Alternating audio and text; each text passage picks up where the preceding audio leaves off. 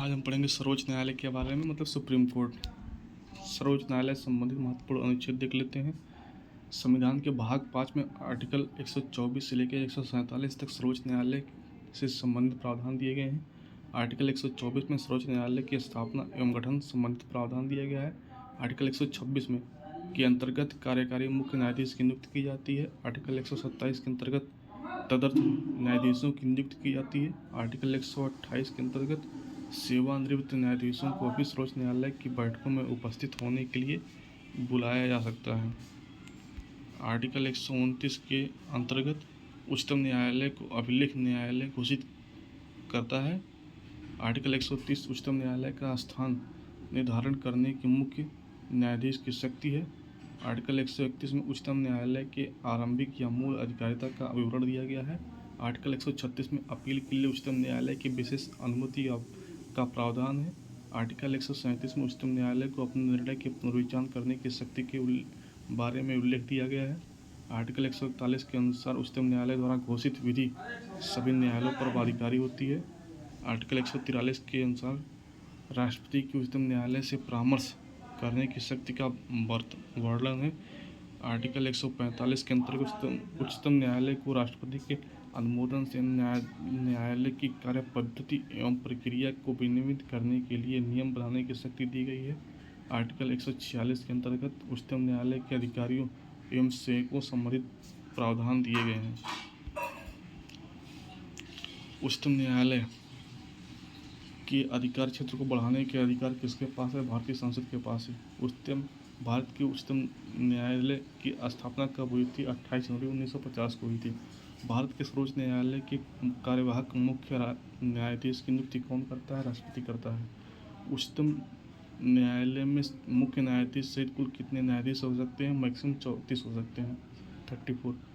दूरसंचार विवाद निपटान एवं अपील प्राधिकरण TD या SETI के निर्णयों को केवल सुप्रीम कोर्ट में चुनौती दी जा सकती है।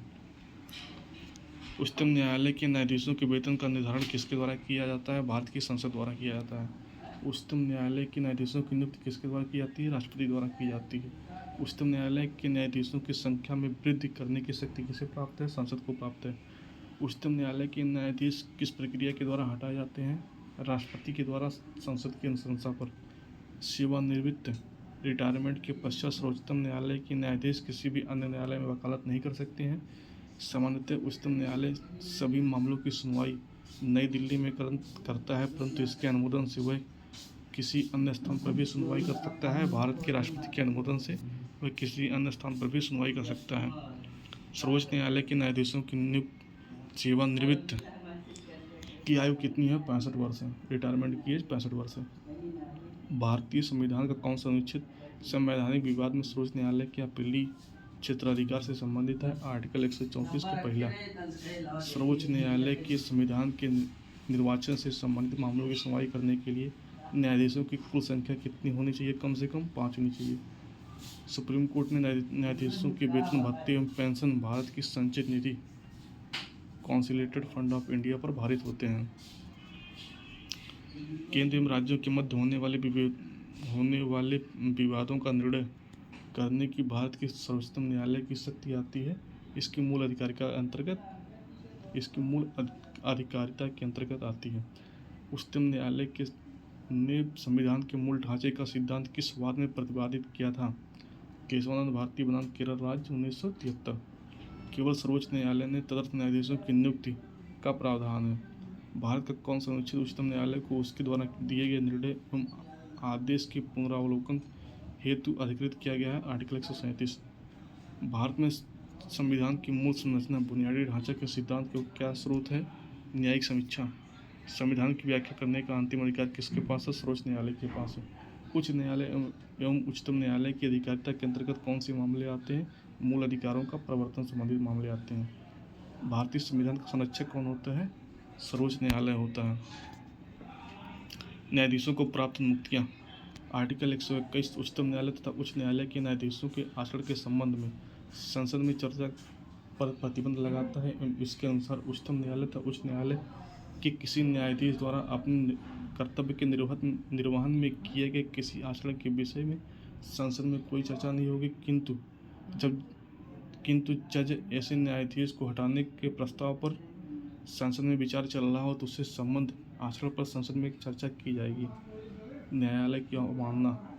भारतीय संविधान के अनुच्छेद 129 में सर्वोच्च न्यायालय तथा 215 में उच्च न्यायालय हाईकोर्ट की अवमानना कंटेम्प्ट के संबंध में शक्तियों का प्रावधान किया गया है। न्यायाधीशों पर प्रतिबंध। कोई व्यक्ति जो उच्चतम न्यायालय का न्यायाधीश रह सकता है वह भारत में किसी न्यायालय या प्रवर्तन के समक्ष प्राधिकारी के समक्ष वकालत का कार्य नहीं कर सकता है। यह आर्टिकल 124 के साथ में दिया गया है। भारत के प्रथम दलित मुख्य न्यायाधीश कौन थे? के.जी. बालकृष्णन थे। संविधान की व्याख्या से संबंधित सभी वाद सर्वोच्च न्यायालय के समक्ष किसके अधिकारिता के अंतर्गत आते हैं? प्रारंभिक क्षेत्राधिकार के अंतर्गत आते हैं। कानूनी मामलों पर उच्चतम न्यायालय से परामर्श लेने का अधिकार किसे प्राप्त है? राष्ट्रपति को आर्टिकल 143 के तहत।